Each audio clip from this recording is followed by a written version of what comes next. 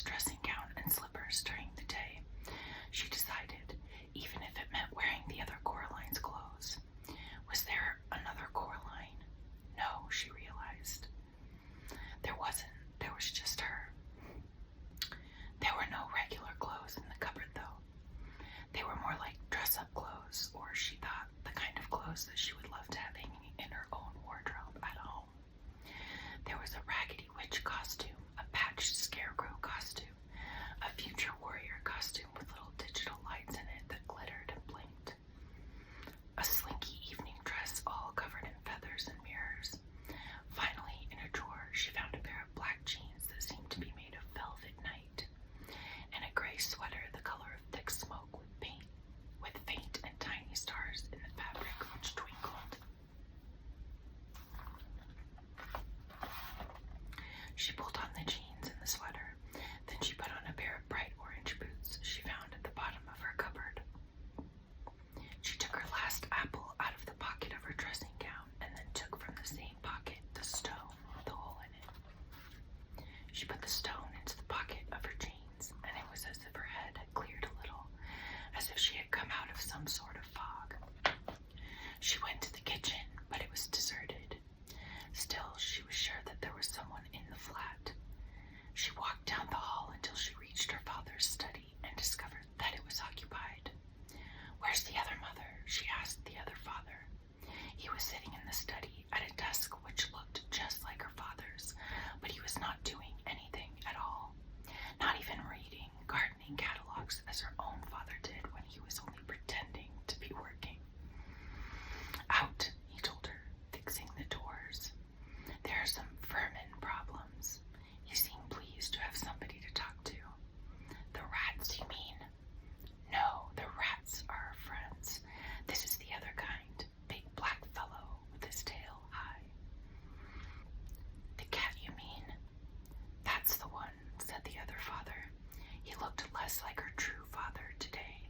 There was something slightly vague about his face, like bread dough that had begun to rise, smoothing out the bumps and cracks and depressions. "Really, I mustn't talk to you while she's not here," he said. "But don't you worry, she won't be gone often. I shall demonstrate our tender hospitality to you, such that you will not even think about ever going back." He closed his mouth and folded his hands in his lap. "So what am I to do now?" asked Coraline. The other father pointed to his lips. Silence. "If you won't even talk to me," said Coraline, "I'm going to explore." "No point," said the other father. "There isn't anywhere but here." This is all she made, the house, the grounds, and the people inside the house. She made it, and she waited. Then he looked embarrassed, and he put one finger to his lips again, as if he had just said too much. Coraline walked out of his study. She went into the drawing room, over to the old door, and she pulled it, rattled, and shook it. No, it was locked fast, and the other mother had the key. Really quick, in the movie, it seems like you're supposed to be more afraid of Mr. Bobinski. But in the book, the other father creeps me out so much. He just gets creepier and creepier. Oh my god. Oh, he really, really creeps me out. Coraline walked out of his study. She went into the drawing room, over to the old door, and she pulled it, rattled it, and shook it. No, it was locked fast, and the other mother had the key. She looked around the room. It was so familiar. That was what made it feel so truly strange. Everything was exactly the same as she remembered. There was all her grandmother's strange-smelling furniture. There was the painting of the bowl of fruit, a bunch of grapes, 2 plums, a peach, and an apple. Hanging on the wall, there was the low wooden table with the lion's feet and the empty fireplace which seemed to suck heat from the room. But there was something else, something she did not remember seeing before. A ball of glass up on the mantelpiece.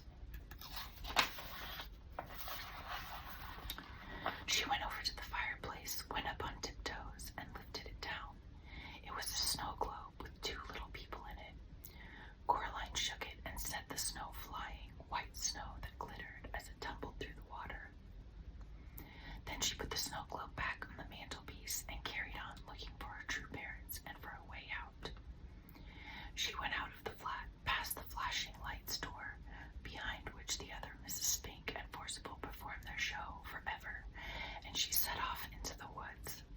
God, for some reason the book is so creepy.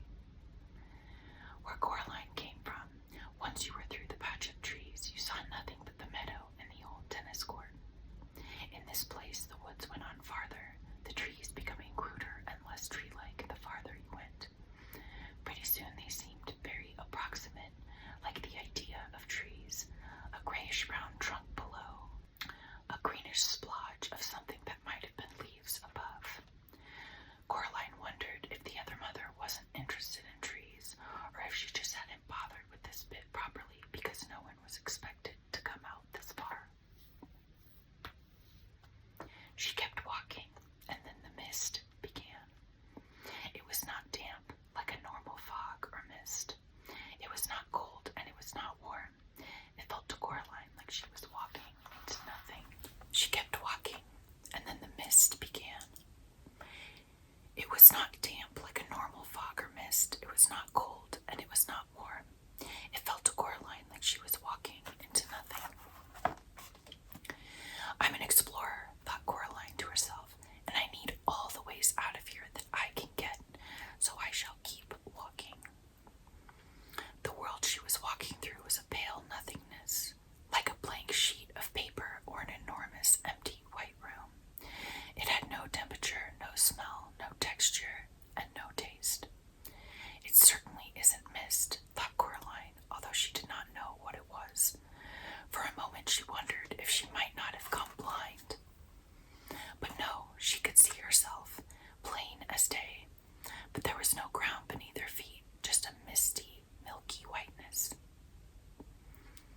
And what do you think you're doing? Said a shape to the one side of her. It took a few moments for her eyes to focus on it properly. She thought it might have been some kind of lion at first, some distance away from her, and then she thought it might be a mouse close beside her. And then she knew what it was. I'm exploring, Coraline told the cat. Its fur stood straight out from its body, and its eyes were wide, while its tail was down and between its legs. It did not look a happy cat. Bad place, said the cat, if you want to call it a place, which I don't. What are you doing here? I'm exploring. Nothing to find here, said the cat. This is just outside, the part of the place she hasn't bothered to create. She? The one who says she's your other mother, said the cat. What is she? Asked Coraline. The cat did not answer, just padded through the pale mist beside Coraline. A shape began to appear in front of them, something high and towering and dark. You were wrong, she told the cat. There is something there. And then it took shape in the mist, a dark house which loomed at them out of the formless whiteness. But that's, said Coraline, the house you just left, agreed the cat. Precisely. Maybe I just got turned around in the mist, said Coraline. The cat curled the high tip of its tail into a question mark and tipped its head to one side. You might have done, it said certainly. I would have not. Wrong indeed. But how can you walk away from something and still come back to it? Easy, said the cat. Think of somebody walking around the world. You start out walking away from something and end up coming back to it. Small world, said Coraline. It's big enough for her, said the cat. Spiders' webs only have to be large enough to catch flies. Coraline shivered. He said that she's fixing all the gates and doors, she told the cat, to keep you out. She may try, said the cat, unimpressed. Oh yes, she may try. They were standing under a clump of trees now, beside the house. These trees looked much more likely. There's ways in and ways out of places like this that even she doesn't know about. Did she make this place then? Asked Coraline. Made it? Found it? What's the difference? Asked the cat. Either way, she's had it a very long time. Hang on. And it gave a shiver and a leap, and before Coraline could blink, the cat was sitting with its paw holding down a big black rat. It's not that I like rats at the best of times, said the cat, conversationally, as if nothing had happened. But the rats in this place are all spies for her. She uses them as her eyes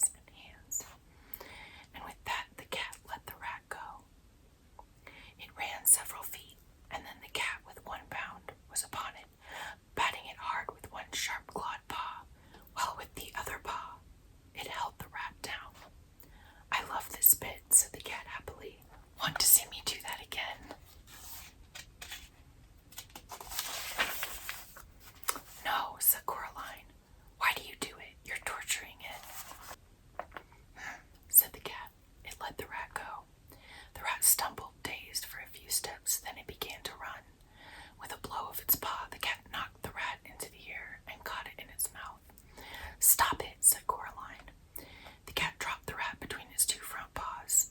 There are those, it said with a sigh, in tones as smooth as oiled silk, who have suggested that the tendency of a cat to play with its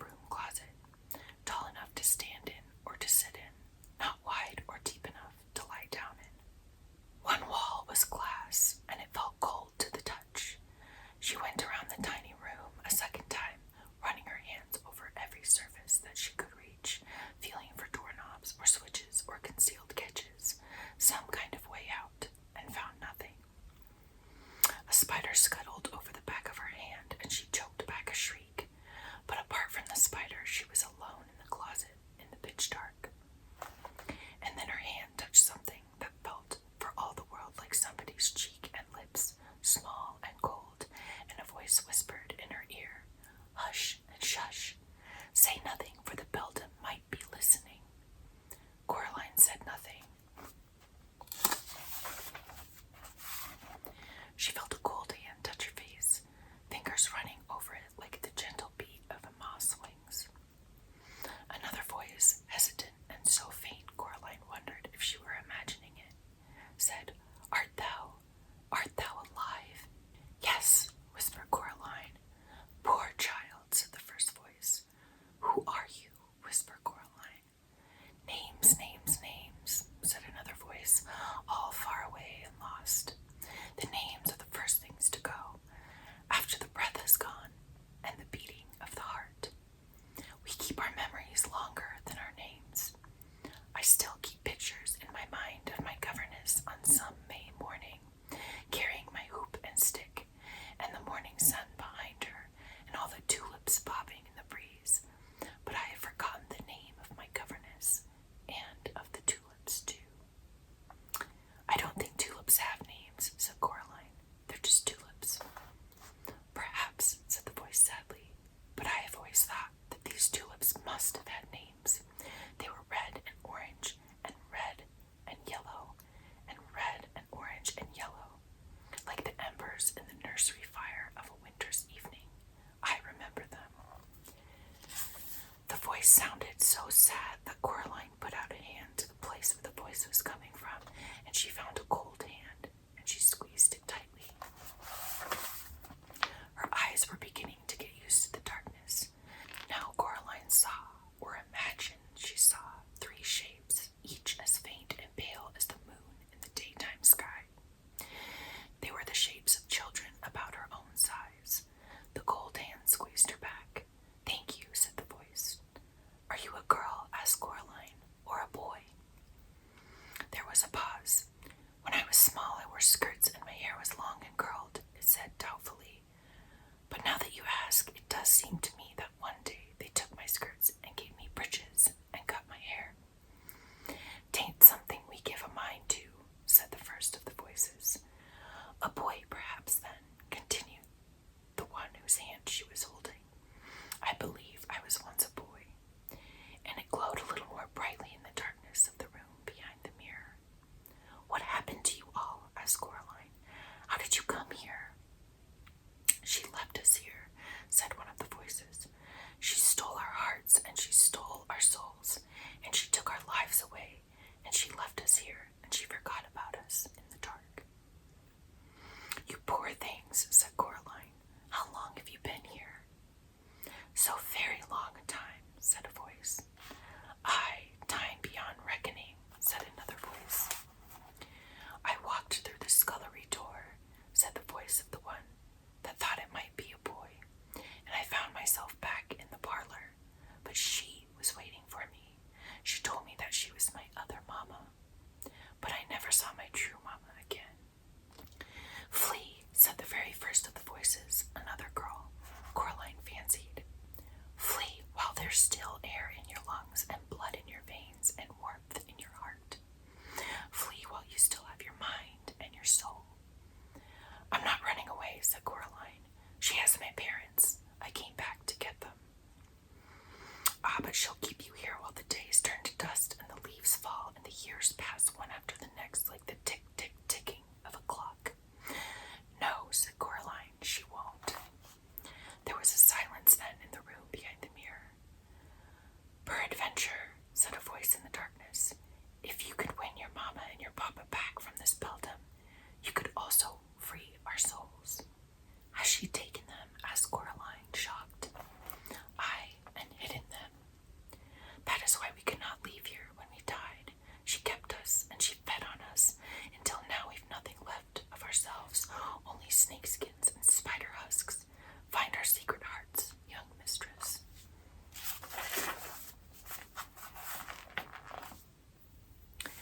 "And what will happen to you if I do?" asked Coraline. The voices said nothing. "And what is it she is going to do to me?" she asked. The pale figures pulsed faintly. She could imagine that they were nothing more than after-images, like the glow left by a bright light in your eyes after the lights go out.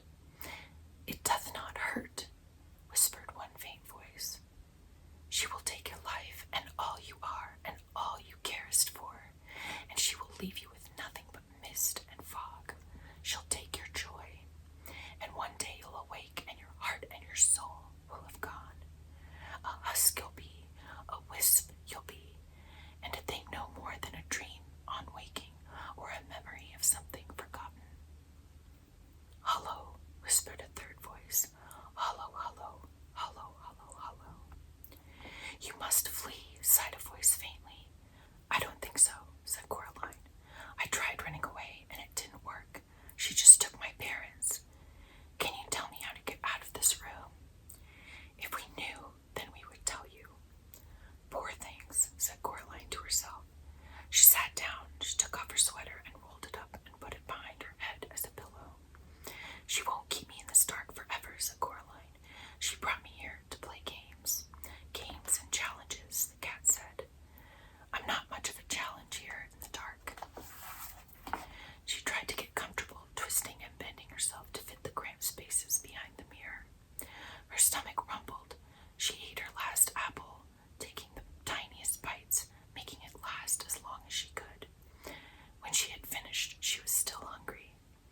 Then an idea struck her, and she whispered, When she comes to let me out, why don't you three come out with me? We wish that we could, they sighed to her in their barely there voices, but she has our hearts in her keeping. Now we belong to the dark and to the empty places. The light would shrivel us and burn.